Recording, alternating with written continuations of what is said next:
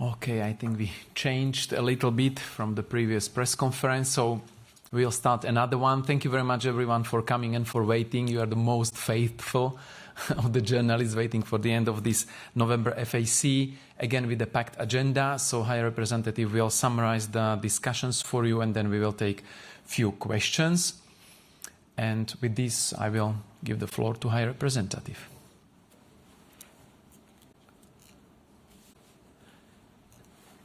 Thank you, Peter. Thank you to all of you. This might be the last Foreign Affairs Council I chaired. It would be the 50th. And all in all, Foreign Affairs, Defense, Cooperation, it's 122 councils. And I hope it's going to be the last one. Allow me a short reflection before we go to the discussion. I started my mandate 5 years ago. It was on the 9th of December. And on the agenda of the Foreign Affairs Council, on the agenda it was Russia and Ukraine, it was Middle East, and it was US. I'm talking 5 years ago. 5 years ago we discussed about Russia and Ukraine, not about the war, but the process with the Normandy format. Remember the Normandy format? Okay, we discussed about it. We discussed about Middle East, not about the war, but about the tensions, the growing tensions with Iran. And we discussed about the relationship with the Trump administration and with their cooperation, or if you prefer, with the lack of cooperation between the US administration and the European Union administration. And I remember at that time many leaders were saying, we have to take our destiny in our hands. It was in 2017. It sounds a little bit the same thing that today. We have to take our destiny in our hands. But it was 5 years ago. 5 years ago, we spent most of our discussions on the same issues that we have been discussing today, in a different perspective, a completely different perspective. It was not a war in Ukraine, it was not a war in the Middle East, but we were talking about Ukraine and Middle East. So let the historians to draw the conclusions of these 5 years. I can only repeat one thing. We have to be more united if we want to speak the language of power. The sentence that I told to the members of the parliament during my hearing, I think is still valid. If we want to be a geopolitical player, if we want to use the language of power, we have to be more united. More united, closer to our partners, and more realistic in our approach to the rest of the world. During these 5 years, I tried to do my best to overcome the blockages and paralysis in order to make the European Union able to react as quick as possible. It's certainly below my ambition. I think that we have to increase the efforts for more unity among the Europeans, among member states, and between member states and the European Union institutions. Now we are in a transition period, but the world doesn't stop. We are in a transition, we are doing hearings, we are nominating, but the world doesn't stop. By the contrary, it accelerates. And it goes in the bad direction. It goes quicker, but in the wrong direction. More and more the forces that challenges us require a quicker reaction from the European Union. Yes, the world goes in the bad direction. And the three poles of tension let's call it Ukraine, Middle East, and South China Sea, the three geopolitical tensions articulated in these three places, increasingly goes in a direction that makes the new American administration an important, certainly that has always been an important actor, but this one in particular will be an important actor because there are a lot of question marks about how the new American administration will behave in these three poles of tension. In our agenda today, so we started with Ukraine, with the Minister Sibiha briefing us via video conference. We discussed about the needs of Ukraine in order to strengthen its capacity of defense. And it was rightly so, because yesterday Russia launched the massive missile attack, the biggest missile attack on the last month, and targeting specifically civilian infrastructure and in particular electricity systems. They didn't attack the nuclear reactors, but they attacked the substation that takes the electricity from this nuclear station to the grid.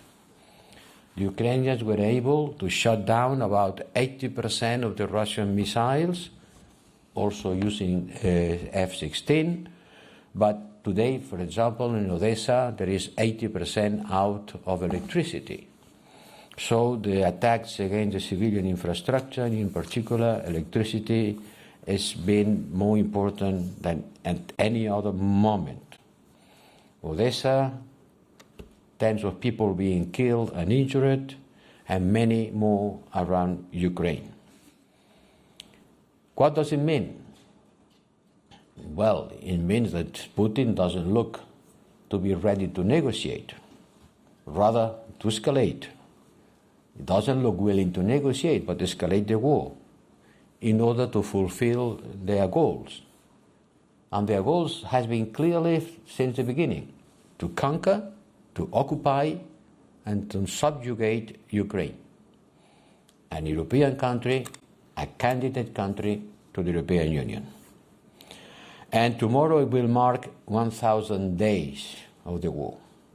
1,000 days. Putin believed it was going to last 2 weeks. These were its plan. In a couple of weeks, in Kiev. 1,000 days later, they are still fighting in the Donbass. But it's not only 1,000 days, it is 4,000 days since Putin attacked Ukraine the first time. It was in 2014. Maybe our response should have been firmer, stronger, since the beginning, since 2014. Now Russia is escalating its aggression. We have to avoid that this happen with impunity.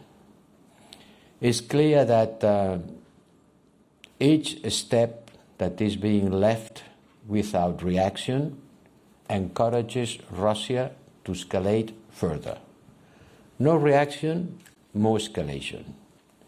They started by weaponizing food, by weaponizing energy, using the winter as an arm.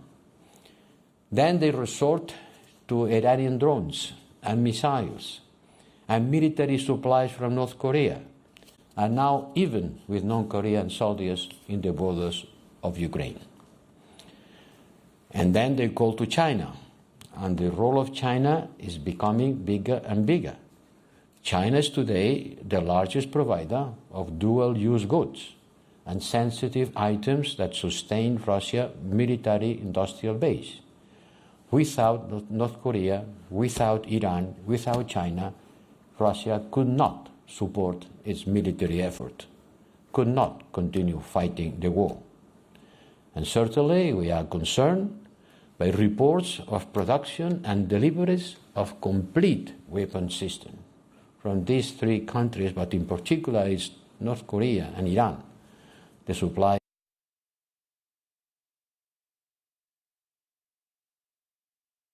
of directly military warfare. Now you can only imagine what comes next. If we let Putin to continue escalating, a point that many member states has been putting on the table and in the discussion today. It's time for Europe to step up. It's time for Europe to take their strategic responsibilities in front of Ukraine being attacked, as yesterday was attacked by this wave of missiles launched just in order to make us understand which are the real purposes of Kremlin. So I say today, after hours of discussing with my colleagues, member states, ministers of foreign affairs, and tomorrow minister of defense, that our support to Ukraine has to remain. From military support to financial support to sanctions. This is our vital interest too. And history will ultimately judge us on what we did when we had to face difficult times. This was about the Ukraine, the war against Ukraine. Then we went to the Middle East. In fact, we started yesterday. Yesterday night I started with an informal dinner with the former Israeli Prime Minister Olmert and the former Palestinian Foreign Minister Al-Qidwa to hear about their peace plan, which is a ray of hope in these dark times. Sitting together, Palestinian and an Israeli former officials, former president of one country, former foreign minister of the other, to talk among them and to put on the table plans for building peace is such a rare thing that we have to use all opportunities in order to make peace advance. We did a lot, and I want to thank the Special Representative for the Council for the work done in order to sit in the same table together with the people of my cabinet, in order to sit in the same table civil society from Palestine and Israel. There is such a lack of empathy for the sufferances of the other that it's important that we make people understand that peace will come one day. And this peace has to be prepared and pursued. We did that in Barcelona. We did that in Brussels. We will do it again. Every time an opportunity comes, let's talk about peace. We discussed what else we can do in order to create public support and momentum to return to the path of peace. And our guest yesterday reminded us how close the parties came to an agreement at that time, many years ago, 2008. But then the history turned in the other direction. Peace was not possible. And the war continued.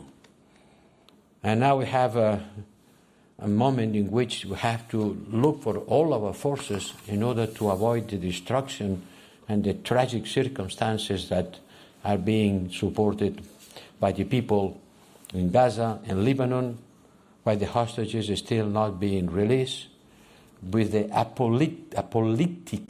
apocalyptical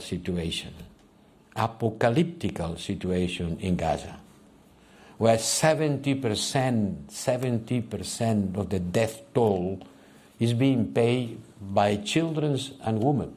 70% of the casualties are children or women. In Lebanon, 100,000 houses destroyed. In Gaza, 2 million people from one side to the other of the strip. The most frequent age of the casualties in Gaza is 5 years old. The most frequent age of the casualties in Gaza is 5 years old. This is a war against the children.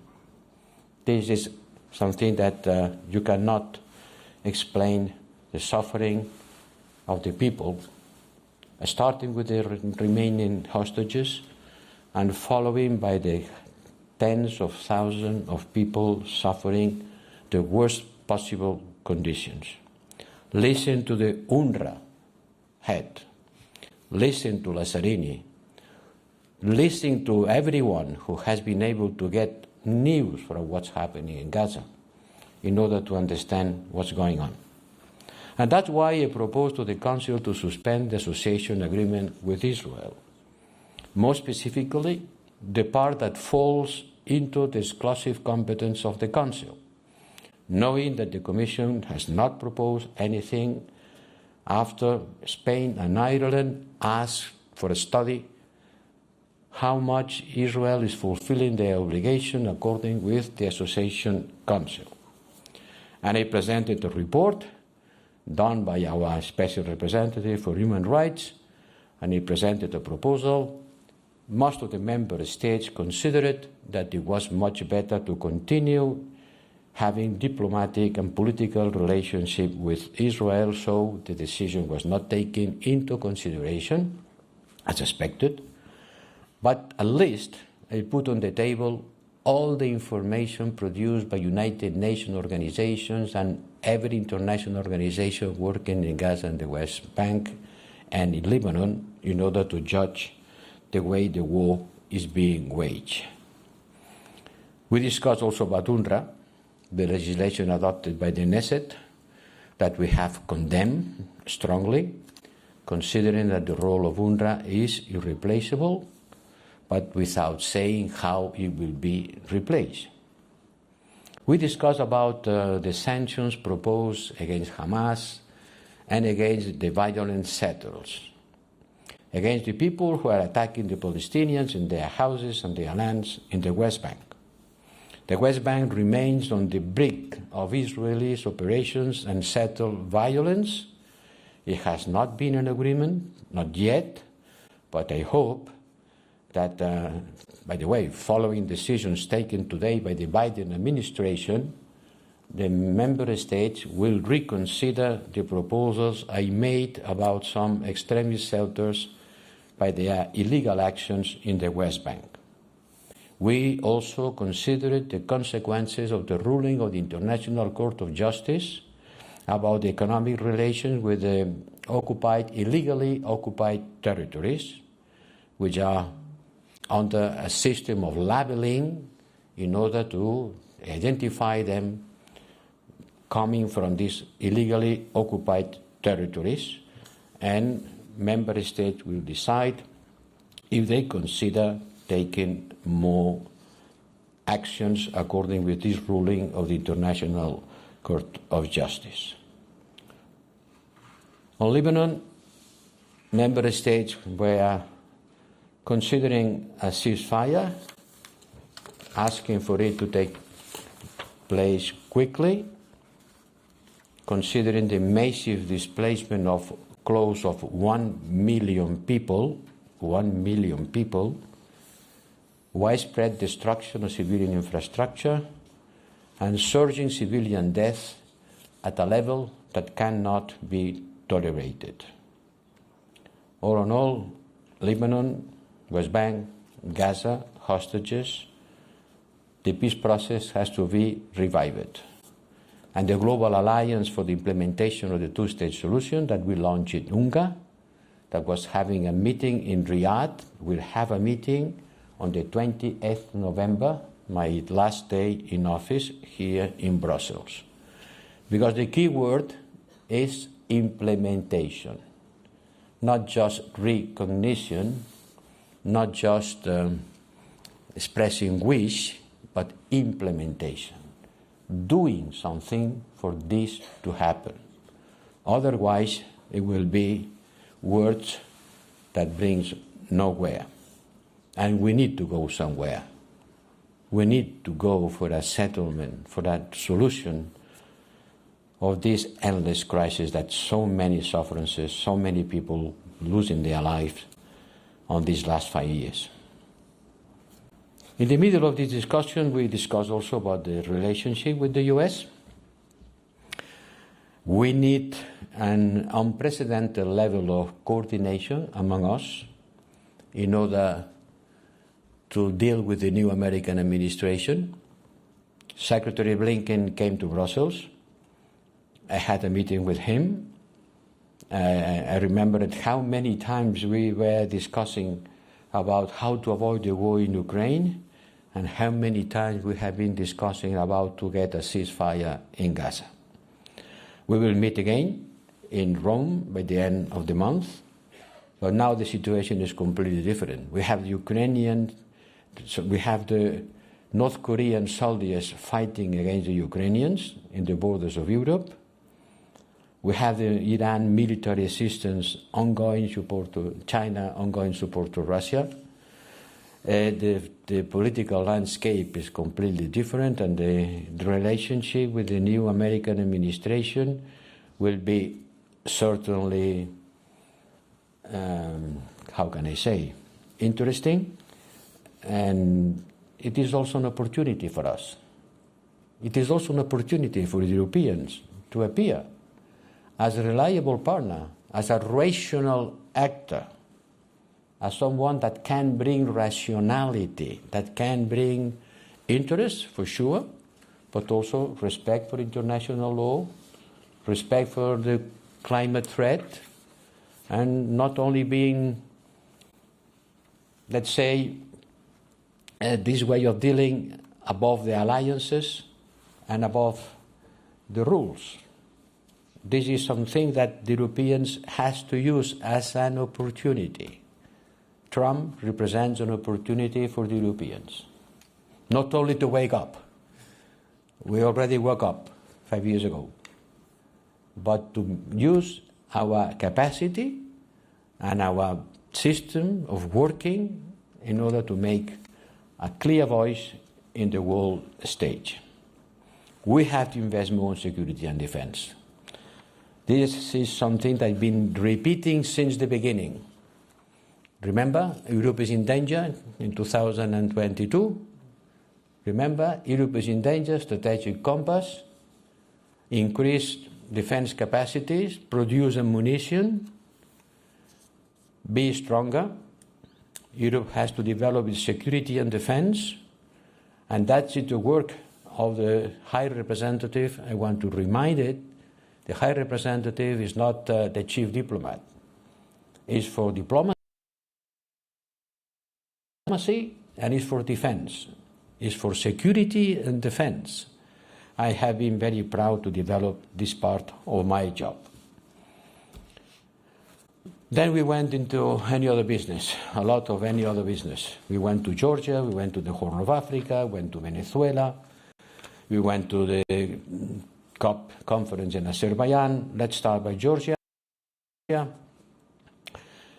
conduct of the parliamentary election last month confirmed that democratic backsliding of the country on the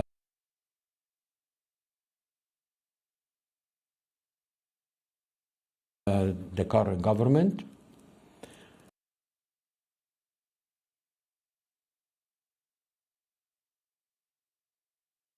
Georgia Dream's leaders have moved the country away from the European Union path, going against the aspiration of the Georgian people and to the country goal to be in the way of the European Union. We all want the same thing for Georgia, to get back to the European path.